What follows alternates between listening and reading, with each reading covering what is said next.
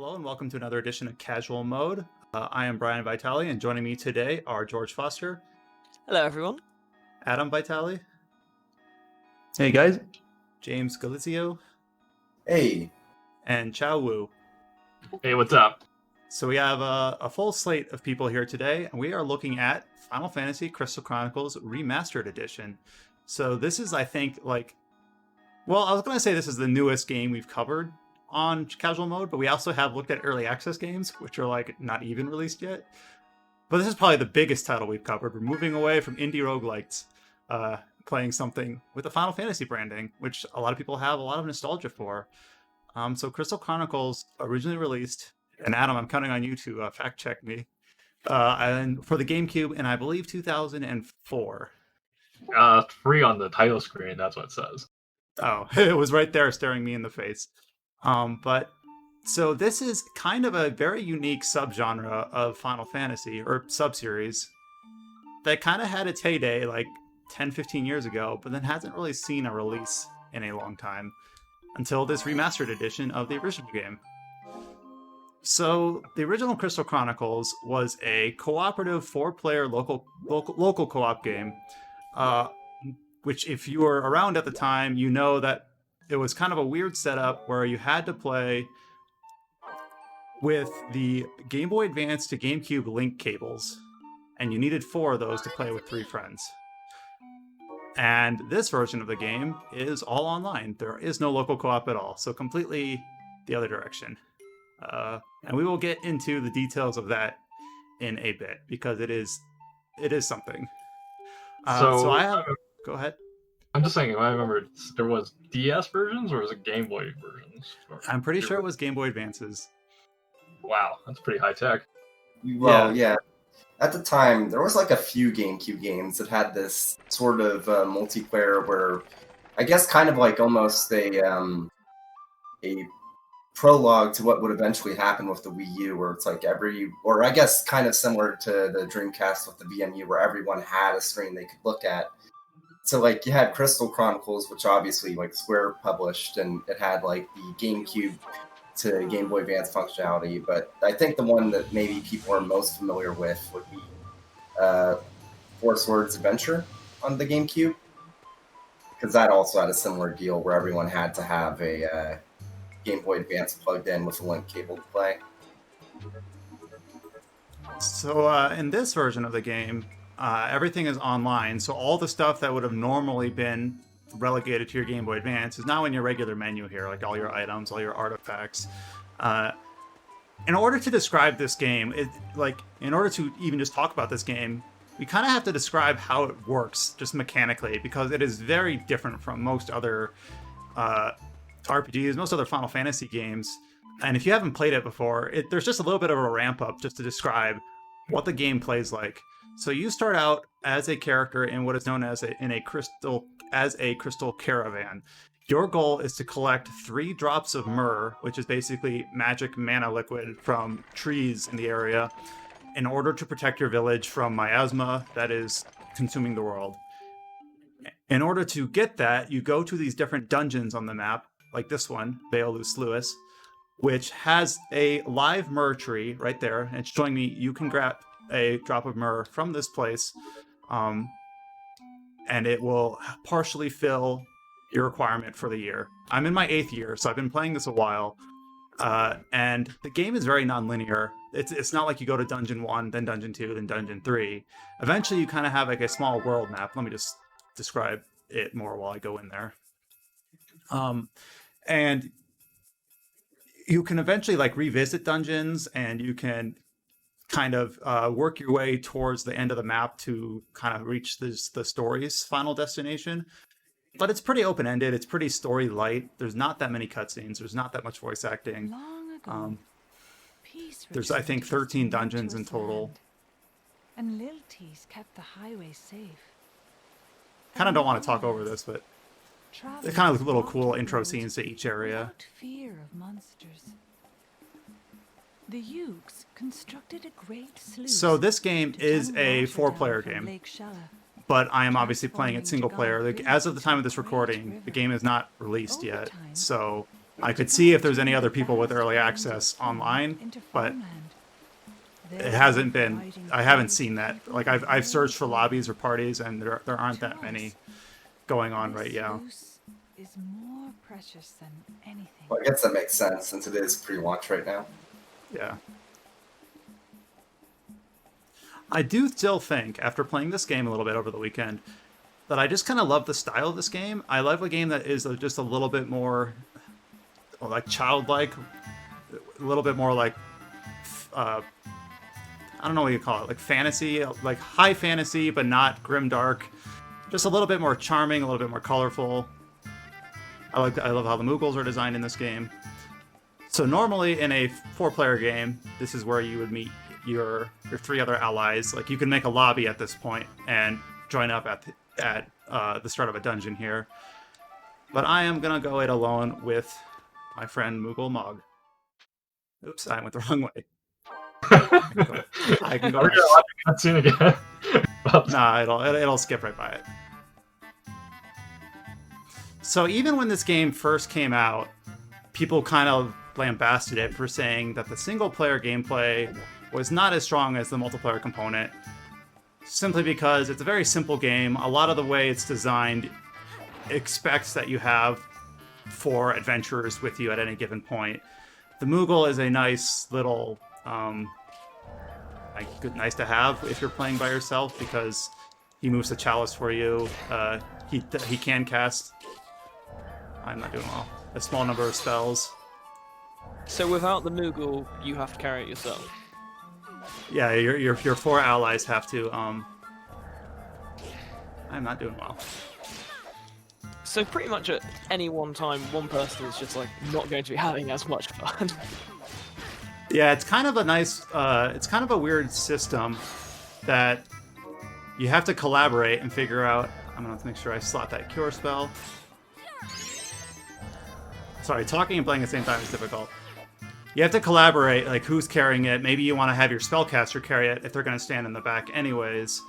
While your melee people aren't expected to carry it, but then they might go ahead. The idea is that if you go outside of the ring of this, you end up taking damage.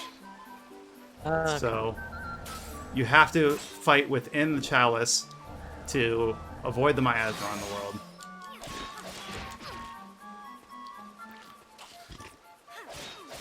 That is actually quite an interesting dynamic, though. Like, it's not that punishing. Like, you can fight outside the miasma for a pretty good amount of time and not really take a lot of damage, but it's kind of a nice way to keep people grouped together, so you're not just having 4 people running across the whole map. You're kind of bound to be in the same area. Because you got to remember, in the original game, this would have all been on one screen, so you would have all been sharing your TV or whatever. So it's to prevent like idiots to go leeway into the game, right? Yeah, basically. So I'm playing as just a basic kind of strength character. I can cast magic, and I actually do have a accessory that allows me to cast it quicker, mainly so I can heal myself pretty easily. But mostly I'm going to be swinging my sword. You pick a race and you pick a gender, and there are 5 looks for each combination. There are the Clavots, there are the Selkies, there are the Ukes, and then there are the, what am I missing? Lilties.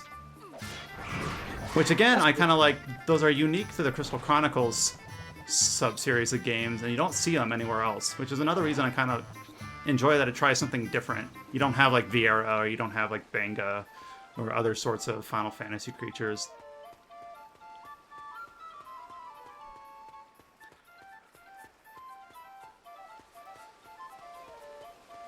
This right here is a locked door. I have to find out either an enemy is holding the key, or I gotta find a switch to press down to get the key. The dungeons take about 10 to 30 minutes depending on how far you are in the game. And this is one of the frustrations of single player, is that eventually Mog will get tired and then you gotta carry it for him. And then eventually he'll say, okay, give it back to me. I was gonna say, since you're already on the 8th year, is the game have like a time limit or some kind of? I don't believe the game has a time limit. I believe it'll just keep going according to a post I found on the Game FAQ forums. It I just need to figure out where kind of this just damn key is. a way to keep playing. Oh, here. It's probably right here. This button I didn't see.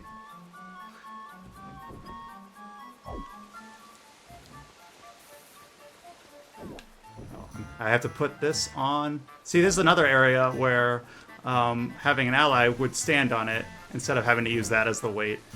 And I guess that kind of opens up Pandora's box to talk about the online portion of this game. So, in the original game, when you played with 3 friends, you partied together as a caravan, and you went from town to dungeon to town to city, all as a group of 4. So you would all level up together. You'd all have your specific role in the city. Like I am the daughter of the blacksmith, and someone else would be like the son of the merchant or the daughter of the miller or whatever. That's all gone now because you can only ever play dungeons in co-op. So what I'm doing right now, you could play in co-op, but as soon as we're done here, we'd all be kicked out to our individual instanced versions of the game. So other players don't keep the progression. Yeah. So like right now, I am doing this dungeon to get that drop of myrrh that I mentioned at the start. And then once we finish, even if I bring allies along, I will get that drop of myrrh, but they will not. So that is something that has been weird to work around because it is not how the game originally worked.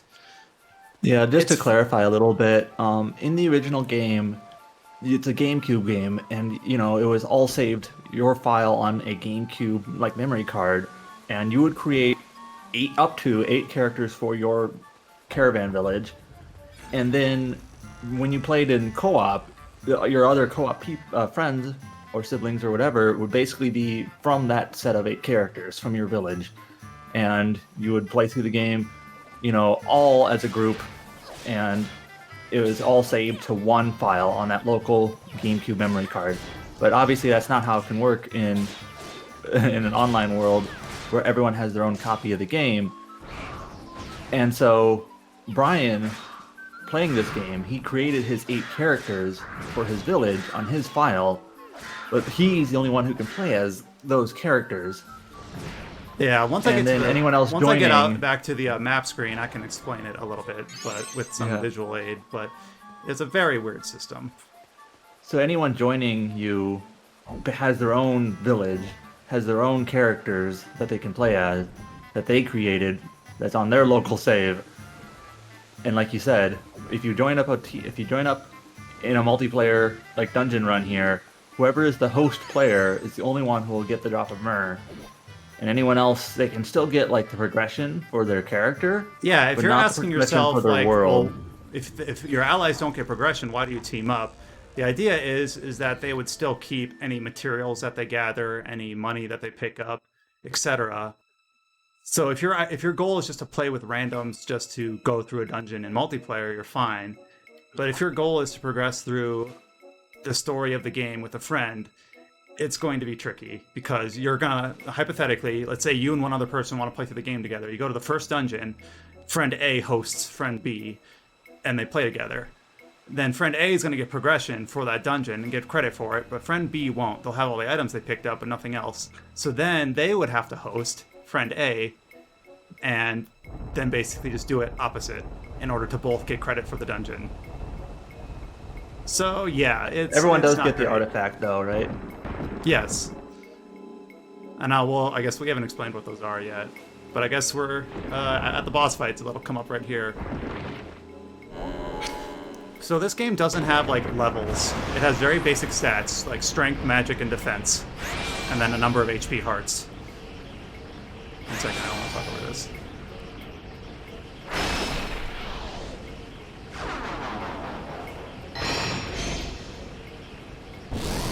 Go.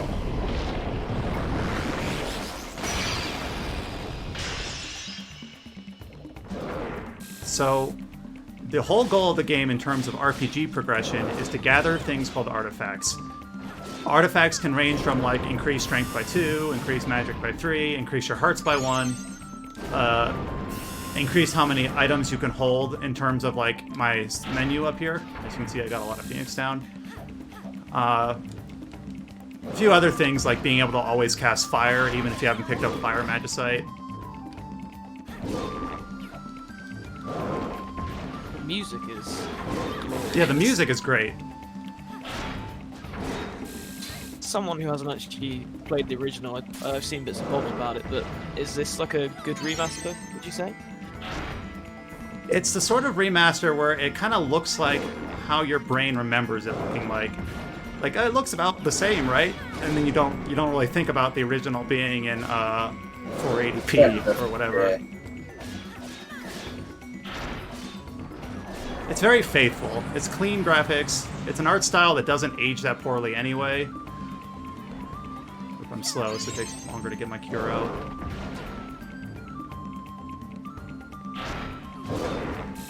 So this is actually my second time through this dungeon, so I'm fighting it basically on difficulty 2. The dungeons do ramp up to a point where every time you do the dungeon, it gets a little bit harder. So it's enough to kind of keep it interesting, where you're not just going to curb stomp all the way through each time you do it.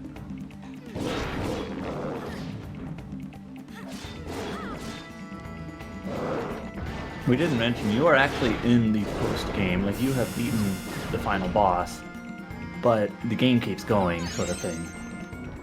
And even if there wasn't new post game, the game would still keep going, I believe. Actually, don't quote me on that. I'm not really certain. But like, I can finish stuff even in the regular game before even touching post game stuff.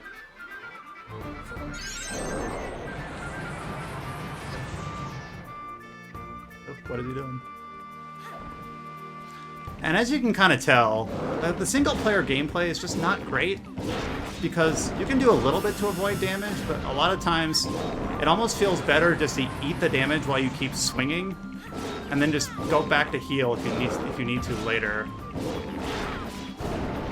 So you can imagine in 4-player, you'd have someone back healing, you'd have someone casting spells, and maybe one guy attacking from the front, one guy attacking from the back, or something.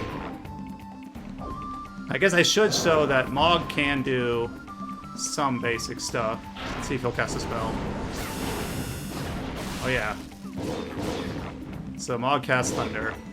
He casts a spell now, but not when you really needed him to last night. God. Oh yeah. He doesn't do it that often. Come on, Mog, do something. You're sitting there. Yeah, I like to just have him pick up the chalice, so he always just carries it and follows me, so I don't need to worry about like where the arena is. If that makes sense. Alright, and that's a dungeon. So that is basically the loop of the game. You go through a dungeon, you can kind of thoroughly explore it, take your time, find all the treasure, or you can kind of go quickly if you just want to get to the boss at the end. Depending on how thorough you are, you might have different spells, different pickups by the time you get there, etc. And then here's the main thing, is that once you beat the dungeon, you'll get the drop of myrrh, if it has one. If you've done the dungeon recently, it might not have one. So is progression like RNG, or like you might get a myrrh? How it specifically works is, once you get a drop of myrrh from this place, this is the Vale Luce Lewis, remember, it will get another drop ready in 2 years. Game time. And it shows you before you go into the dungeon whether or not the tree is basically active or not. You can go through the dungeon even if the tree is not active if you still want to get like one of the artifacts from the dungeon and not get a drop. Yeah, like, just because the myrrh tree at the end isn't active doesn't mean you can't play through the dungeon. It just means you won't get this. So that's my chalice. It holds 3 drops, and I just got 1. So I'm basically 1/3 way through the year, is how it works. But yeah, I think the art style looks really nice. The music's good. It cleans up really well. I don't have any complaints about that.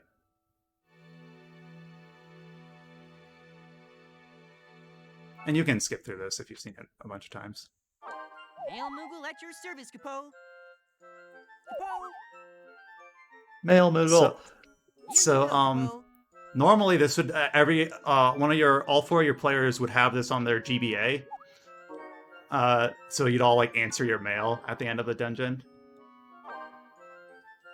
And then basically you can just kind of say something nice to your family and then send something home. Since I'm the blacksmith's daughter, I send home like materials. And you can find like guides online that say like, depending on what your family trait is, you kind of know what to send home. So long, Kupo. That is some good Moogle content. Yeah, I love the Moogle design. They are very round Moogles. All right, so all 4 players would have individual bonuses where they would be scored based on how well they did. I had open treasure chests. Sometimes you might just have avoid damage. Sometimes you might have defeat enemies with spells, etc. So the boss drops 4 artifacts, and then you can pick up 4 more. I've only picked up 1 because I didn't really thoroughly explore the dungeon. So these are how you progress. This is how you get stronger. So I've already got this strength upgrade. I've already got this heart, so I can pick these 3. I'm just going to pick the strength one because I'm kind of built like a glass cannon. So that's kind of the motivation for doing dungeons over and over. You can get better artifacts if you score better, etc.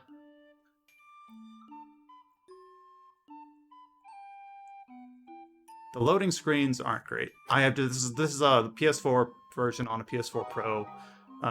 No change to the hard drive in it. So now I can redo the dungeon, but you see the tree is grayed out, basically saying you will not get that from this dungeon this year. Not until the 10th year will it be available again. And just to note for like post-game, if you saw the information that there's like 13 post-game dungeons, how it works is that besides the final dungeon, each dungeon basically has a post-game version, which is, I think that was pretty much expected. It's just so like a reskin. So I'm in the post-game, actually.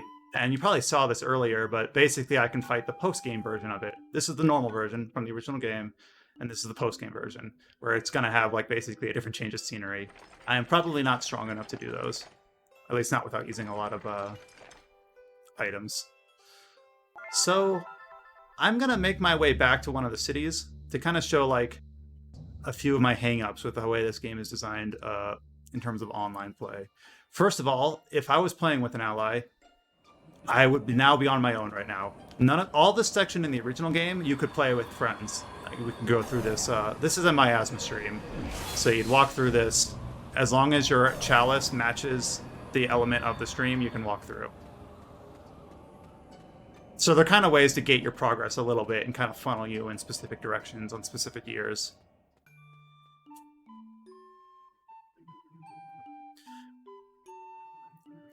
Tony is actually saying he's available, so I wonder if I can team up with him. That'd probably be good to show. So let me talk a little bit about the systems out here, and then I'll see if he's online.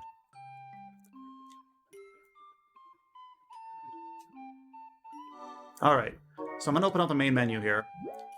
I'm not going to go through all of these, but the main stuff is like this new online stuff. If I select Set Out Together,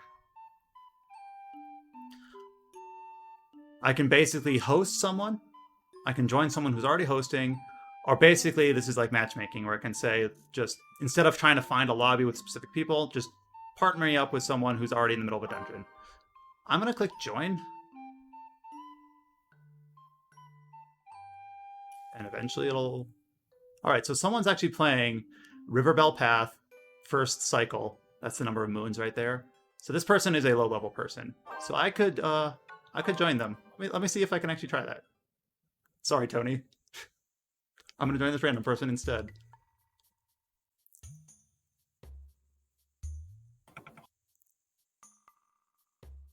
So yeah, the entire... Oh, and this is actually probably good to show because this is not uncommon. But I don't want to judge it too harshly because this is pre-release. Maybe I will join up with Tony. All right. But as you can see, all of the online play is limited to dungeons. You basically specify a dungeon in your lobby, and then that's what you go and play together. If I go to Set Out, instead of going to Set Out Together, if I go to Set Out, this is where I see my 8 characters, and you guys might recognize some of the names here. This is where, in the original game, your 4 friends, or you and your 3 friends, would basically pick 4 characters to play as. Like, this one would be the blacksmith's daughter, this is the merchant's son, etc., etc., etc., etc. And all of these people would level up from your caravan as you played them. But in this version of the game, when you partner up with other people, they're playing as their own caravan. They're not playing as these characters. So these characters will not level up, they will not get new artifacts, they will not level their trades, unless you play as them. Like, I can say, I want to play as this Lilty here.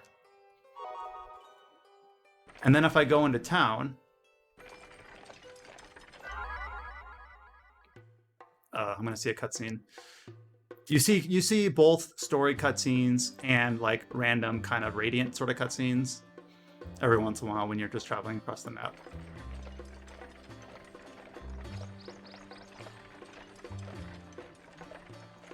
Hello!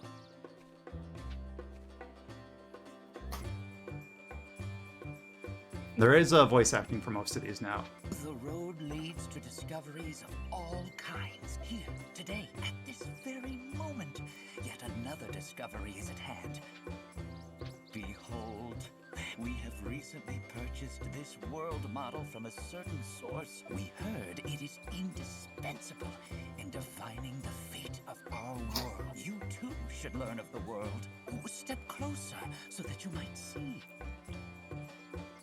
I love the Utes, but they are basically, they were swindled and sold a piece of bread and told that it was something else. I'm just gonna nod. Yes, it is a And as you can see, I'm now playing as the other character that I picked. As a matter of fact, we have more. Take it, friend. May we meet again.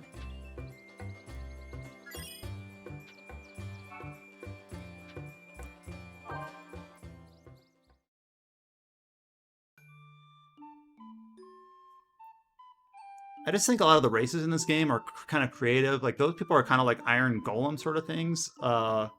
Like souls in armor. Which is just kind of a cool aesthetic.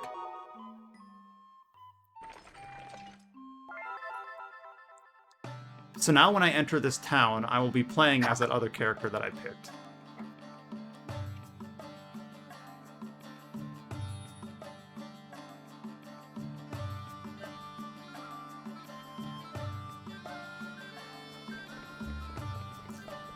So,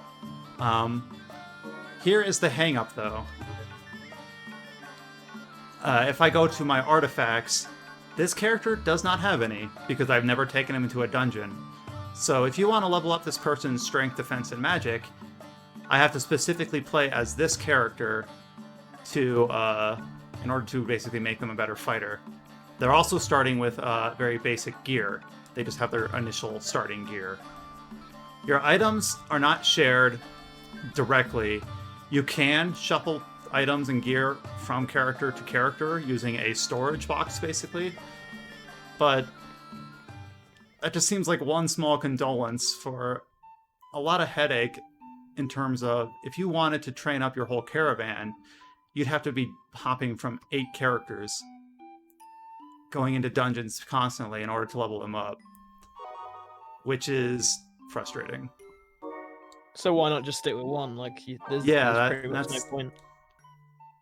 But then there's feel the like- problem where in order to do certain things in the towns, you want to have your characters leveled up, so you're kind of forced to switch between them, huh? You're not forced. You can make do. But like, for instance, since I'm never playing as the merchant character, my town merchant will never get better wares. So there's trade-offs. And I think it made sense in the original design of the game, because the original design would have been that your friend, you know, your high school friend or whatever, your middle school friend, would be playing as the merchant character alongside you. And when you went through the dungeon... Lukish wisdom for a sum of 10 gil? 1 second. Sure.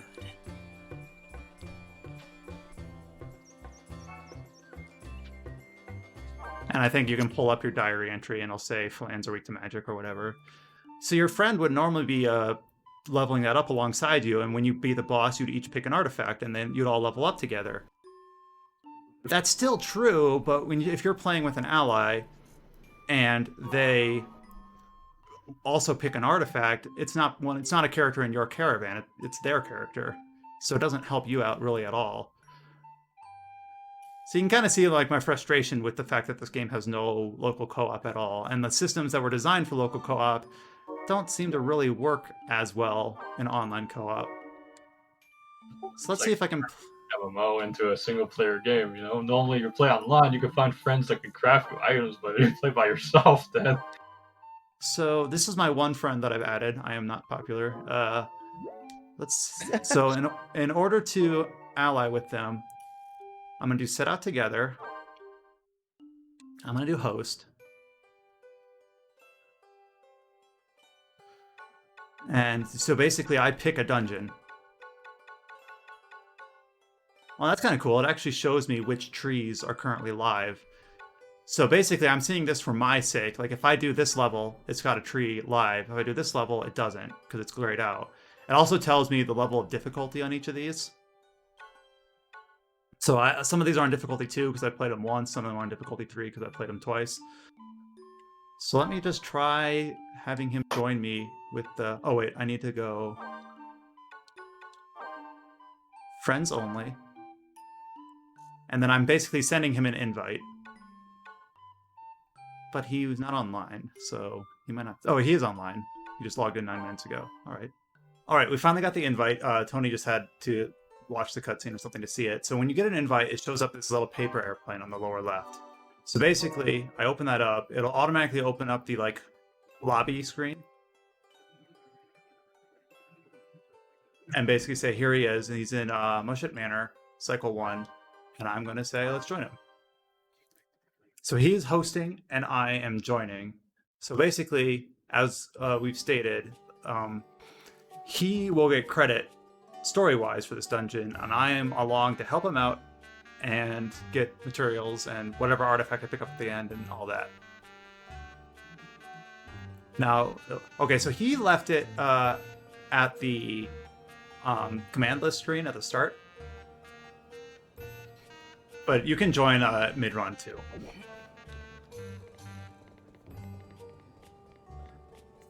From the original game, this is actually one of my... It's a very unique dungeon. In this dungeon, you... So he saw the cutscene, we didn't because we're just joining.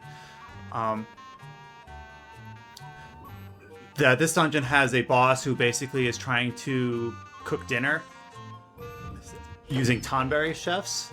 So in order to draw him out, we got to kill all the chefs. So not all the bosses are just waiting in a room at the end of the dungeon. There are actually some different triggers. Not a ton, but a few that do something a little bit different.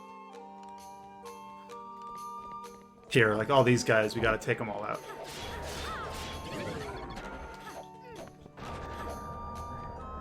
Alright, so it looks like Tony's trying to actually be a spellcaster a bit. So I'll let him pick up the fire. Oops, I didn't mean to hurt him. So obviously, now that we're playing multiplayer, there is no Mog. We have to trade off. What he was probably doing there is that when you're in multiplayer, everyone gets their own drops. So when you see like a chunk of iron or an artifact or whatever, there is no like fighting over it. Magic, though, is shared. Like, so you let him pick up the fire. So, like, the magic drops. So how magic works, right, is there's no MP. It's just you get access to whichever magic you pick up. Like, he just picked up Raise. And then you can cast Raise as many times as you want now. So you'll want to, if you have a party member who specifically states that they're good at magic, then obviously... You'll probably want to have a few people with like Raise and Cure, but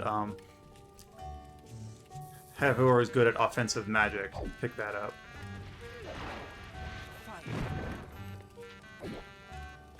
So this is this is like the sub boss, but you can't do anything to her right here. Our chalice element is already water.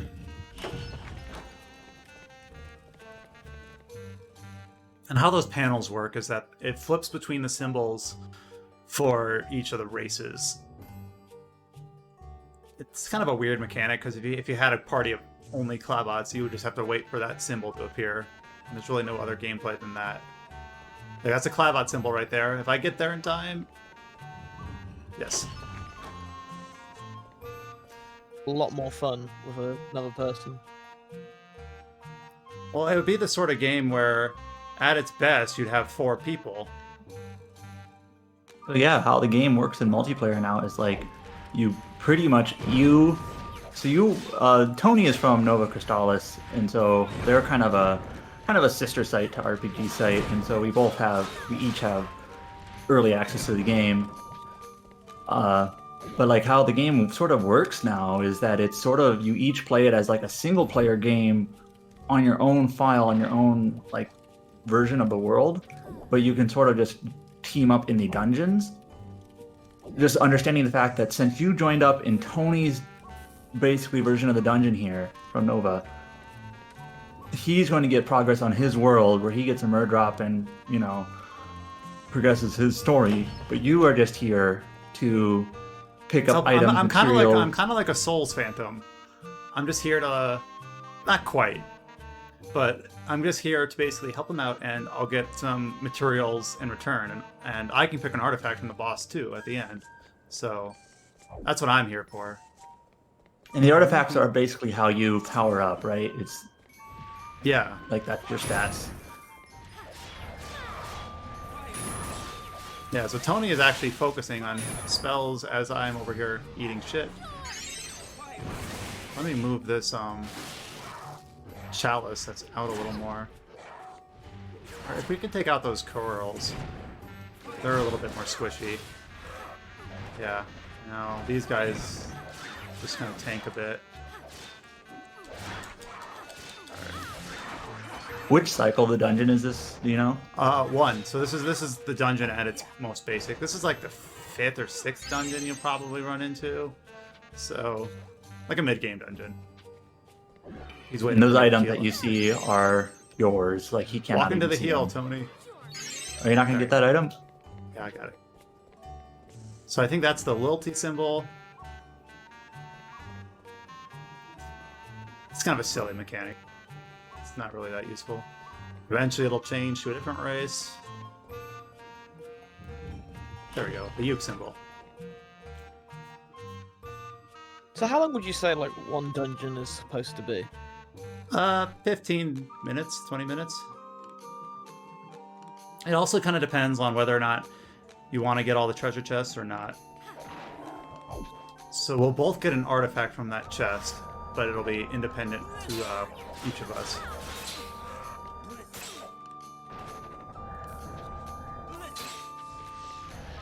Tonberry chefs.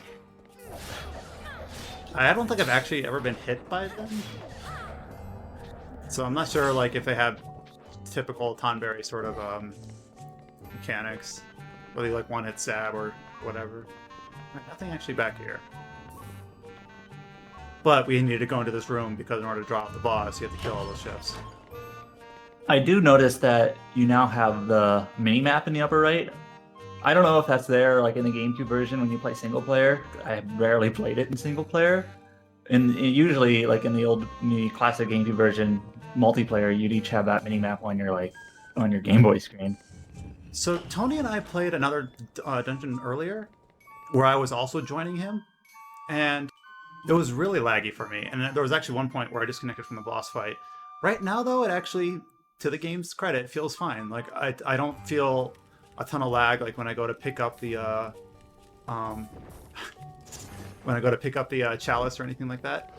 Maybe a tiny bit. All right, let's see if I can draw him down. Okay, I'll take out this taunt. All right.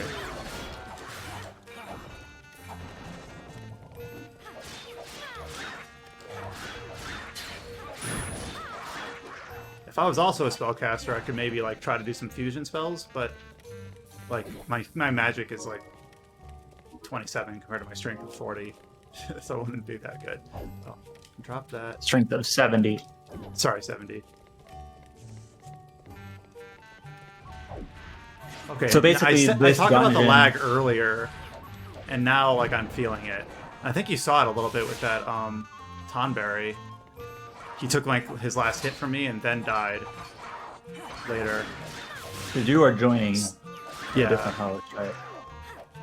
So if I play poorly, I'm gonna blame the lag, like any good person.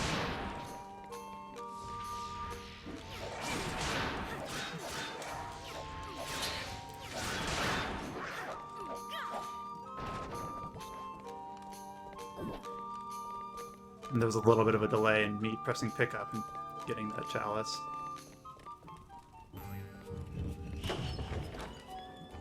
So for this dungeon, the goal is basically go into the various rooms. You kill all the tonberries because you're just a murderer, and then They're just working a living. They're under this guy's employ, just acting as his personal chefs. But we're not having any of that. So this dungeon, like all the other ones, you can kind of mainline, where you basically just zero onto the boss just to try to get your artifact. Here you really can't. So if there's like a late game artifact that this boss drops, you're pretty much committing to do the whole dungeon run. The dungeon's not that big, so it's not a big deal, but you can't really like optimize it. I guess you could decide like which room doesn't have tonberries if there is one. But like while you're here, you might as well grab the chest and get money or whatever's in there.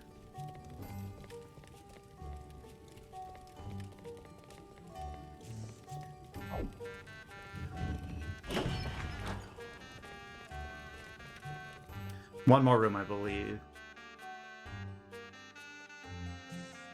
So it's kind of cool that the whole dungeon, like this main courtyard, is the boss room.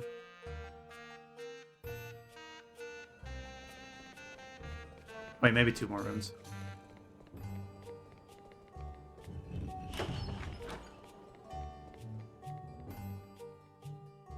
And as you can see, you can kind of join dungeons.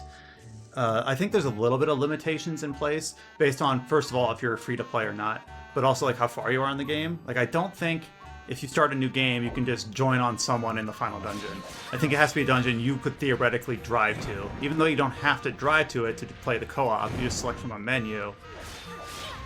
Oh no, I got stabbed by a tonberry. My flawless record down, and I think I already regened the health. So yeah, it has to be a dungeon that you have access to, but I think by like year 5, you can access all the dungeons. Year 5 is actually the quickest you can see the final dungeon and see the final cutscenes.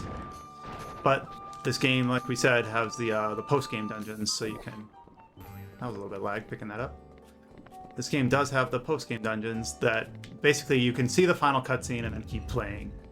Oh no, we were on the platform when it was a Clavbot symbol, but now it's a selfie symbol, so now we just gotta wait.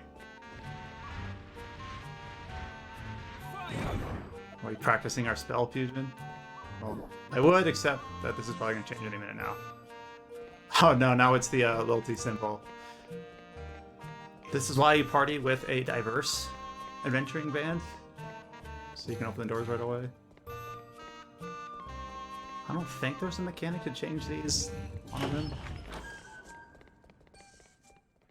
But yeah, that's even a problem in single player. Alright, we have the boss music, so clearly we defeated all the tonberries.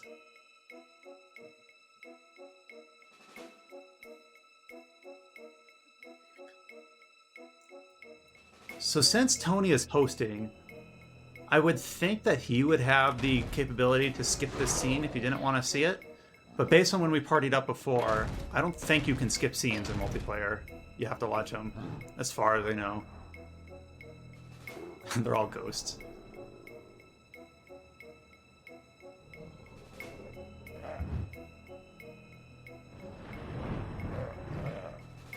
Yeah, this guy was just minding his own business, and you just waltzed into his home and killed his chefs. Maybe they were slave chefs. He's a bad dude. He had it coming.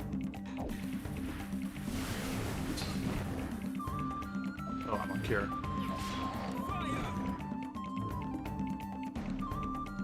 This is his wife coming out to help.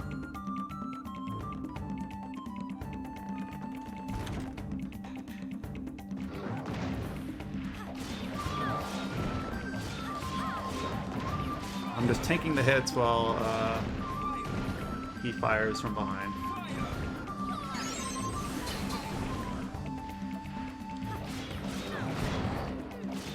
My high strength is like melting through his health. Oh, she healed him. I forgot she could do that. Can you take out the Lamia? I think you can you can kind of, I think, make her like stand aside. She'll like get dazed or whatever. You might be able just to Down overtake. fast enough. No, you can't. You need to Alright. heal. Yeah.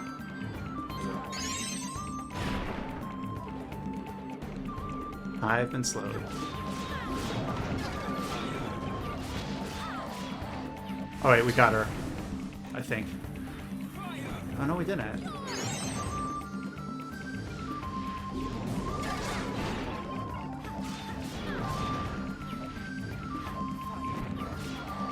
The camera is not. Yeah. Should be more up.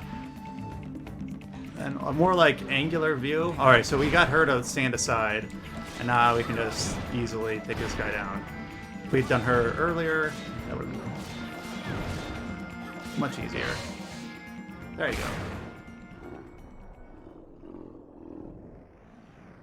If you had 4 party members, you could probably just focus down his health and not care about her healing him.